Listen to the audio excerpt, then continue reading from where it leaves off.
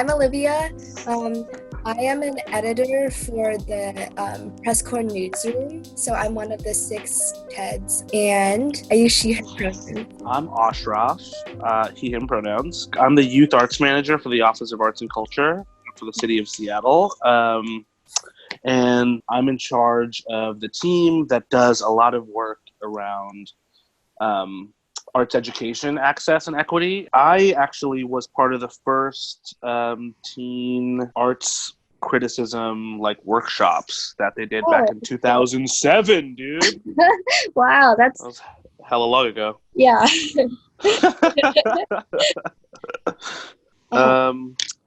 But yeah, I used to use TeenTix. Me and my friends used to go to the ballet and the opera and the symphony.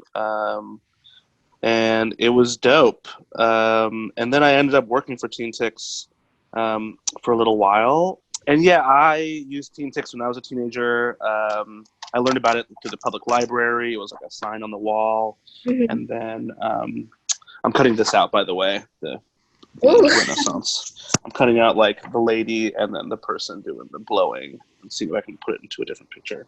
Is there a theme for your collage? Or? No, not really. I'm just kind of gathering source materials right now, and then I imagine I'll put this in the background of something juxtaposing in a fun way. I like I said, I went to the opera and the symphony and stuff in high school simply because I had never even thought that I could have access to those type of places. So I wanted to go big and hard as early as I could. Yeah. It was dope. I took my prom date to the opera, which was a baller move for sure. And yeah, me and my friends went to the symphony a bunch because you'd always heard about Mozart and Beethoven and stuff, but to actually see some performed was cool. Yeah. I've been using my TeenTix pass a lot, mostly to see theater. So it was really interesting. I actually first got involved in TeenTix through one of their intensives. So it was called the Press Corps Intensive. It was a writing workshop. Awesome. And back then, I was only involved in art through visual arts. So I didn't really see any plays at all. I didn't really go to the opera or anything. I only was involved in art because I drew a lot and I painted. So when I saw this press corps, you can write about art, I was like, oh, I can write about paintings and I can write about drawings. I had no idea it was also performing arts, and I had no experience in it at all. So it's kind of crazy. I got to the writing workshop and then they're like, oh, we're gonna go see a play, and I'm like, wait, what? I've never really had any experience in that at all. But then, yeah, also my perception of theater was I imagine only old men and old women go see plays and something, right? So, totally. Yeah. So when I went for the first time, I was somewhat skeptical because I've never really done it before. But then plays are now my favorite thing to see. I love theater. I didn't really I still have no experience acting in plays myself, but I just really enjoy seeing them. And then I still draw and paint every now and then just for fun. Yeah, for me, my favorite thing about TeenTix, especially about the past, is that I feel I learn, but it doesn't feel like learning. I learned so many things about different perspectives or something, but it never really feels like school. Yeah, totally. I learn more than school, even though it's not it. I don't know, it's not forced upon me. It's kind of it forces me to think for myself, and then I kind of develop my own beliefs from what I see, and I learn about other people's beliefs, and then I feel like a smarter person after I come out of, I don't know, whatever art I'm seeing. Yeah, the reflection is so key. I try to maintain trying to figure out why do I feel this way, or why did it make me feel this way? That's certainly something I have maintained from my arts writing classes from TeenTix. What was this trying to do? Did it do it? Was it even worth doing at all? Those are the 3 questions that my instructor at the time through TeenTix asked, and I still have those questions in my head. Yeah. What was your most pivotal arts moment? I used to take art classes when I was younger. And oh, cool. When I was doing my drawing classes, it was pretty structured. It was, my art teacher would just give me a famous painting or something, like Mm, with, like a bowl of fruit or like I don't know, like a flower, and I just copy it. So it was pretty rigid, um, mm. and there wasn't a lot of like I don't know, like storytelling or like too much like creativity that I went to into it. It was more just like how to match the tone, right? Um, More the technical skills. yeah, more technical. So then when I realized that, I don't know, like I could be more creative with it, like back then I was good at art because I was good at copying like the picture. Like I thought I Sure. was because I could copy it well. Um, but then I don't know, I was thinking more about it, then I kind of saw more plays and went to more museums, and then I saw like the other side of art, which is more like storytelling. Yeah, like letting people give people a chance to change their perspective by hearing somebody else's perspective. Not even change their perspective, but just like know that something else exists. Similarly, I used to like pause the screen during like when Pokemon was on and like draw a bunch of Pokemon, and I was like really good at it for a little while. I was like selling my like prints Nice. to like in like middle school, I remember, but that was kind of my last like. I never really like got further into visual art than that, except for I was really into photography in high school. I took Mm. art photography classes in the dark room, and I got lost in there, and it was super fun. And Uh-huh. I wrote my college essay on photography. Oh, It was nice. always a really big influence for me. So I thought like, maybe I'd be like a photojournalist or like be taking pictures a lot more. But similar to you, like I really got into the idea of or into like the um, the performance, the narrative aspect of different art forms that never really were on my radar, like dance. And now I'm like super into those. It's just like I kind of realized that could be a narrative in art initially through the performing arts. Yeah, and like narrative isn't end of the day either. Like you're saying, like there's that Hmm. form of it exists, and that's a tool for a lot of people to tell their stories. But things can be beautiful, and they don't have to have a reason to be beautiful Yeah, too. that's true. That's true. Which always inspires me whenever I'm like, because I call myself an artist, but I don't necessarily make work. And I think part Hmm. of that is because it's just the way that I approach the world. It's the way that I think about things, connect the Hmm. dots, and it's a way only I can do it. Like it's such a unique. Being unique is an art form. Like I don't know, like maybe that's corny, but um, I totally think that it's like there's something to be said about like just being who you are and being authentic to that thing, no matter the circumstances. There's something beautiful to that. Yeah, yeah. Why is arts access an essential human right?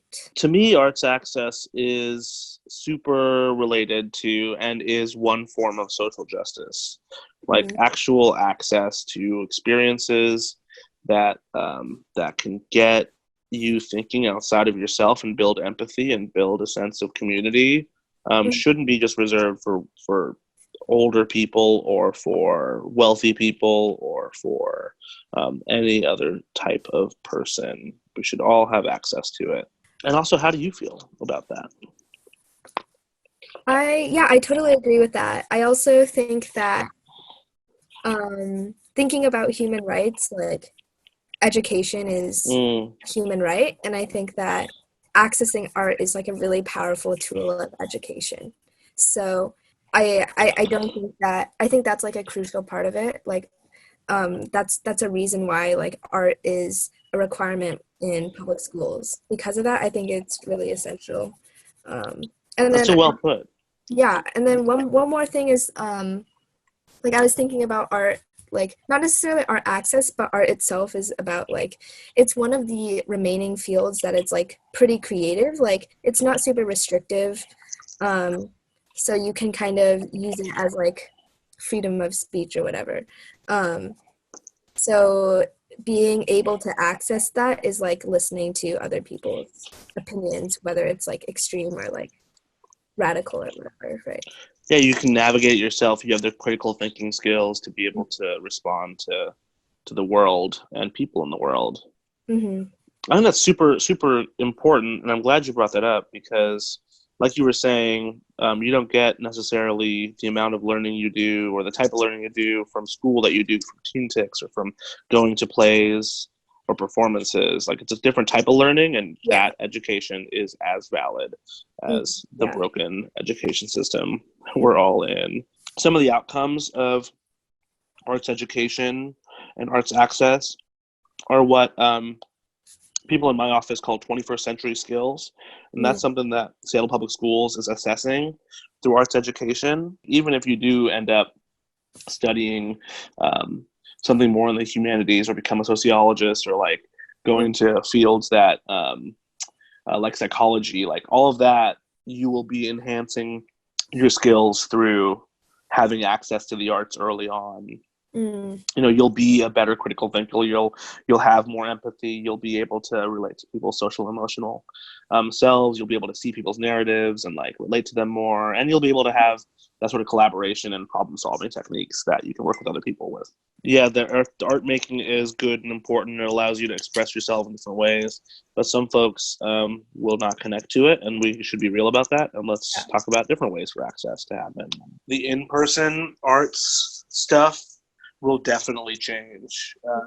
I don't know if we'll see more virtual stuff in its place, but I think that like people gathering will be traumatic for some people. What do you think? I think that when art goes virtual, there are generally just like more young people in the audience. Maybe when art is in person, there are more older people in the audience.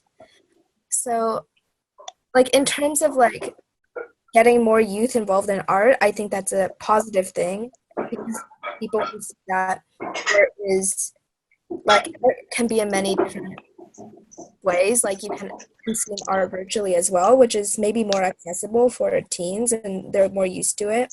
I love that. I think I never thought about it that way, and I'm glad you brought that up, because that's going to change the way that I think about it going forward. Because I mean, you're right.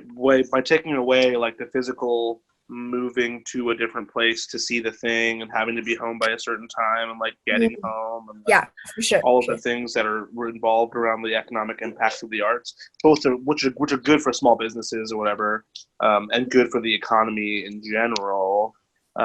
You also lose the like pure accessibility, but you also lose the incentive too a little bit. But I do think that this is a time for young people to lead like what it looks like going forward.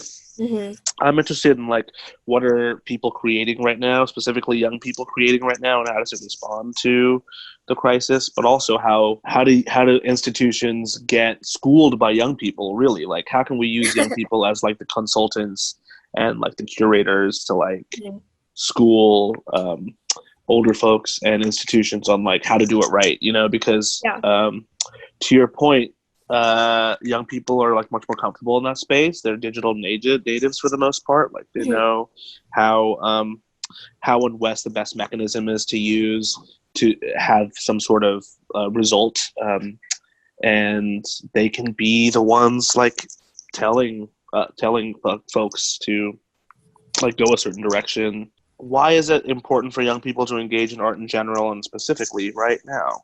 I just think it's a good way to de-stress, to try a new hobby, to try a new skill.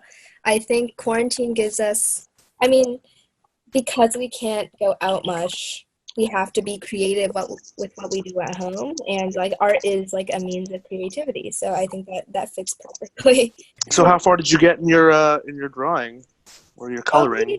Probably not as far as I should have gone. Oh my god, you did so much more. That's awesome. Is that a cat? Yes, it is a cat. Awesome. That's badass. So this is the person, Venus, I think is her name. She's just chilling. And then I have the person who's blowing on Venus.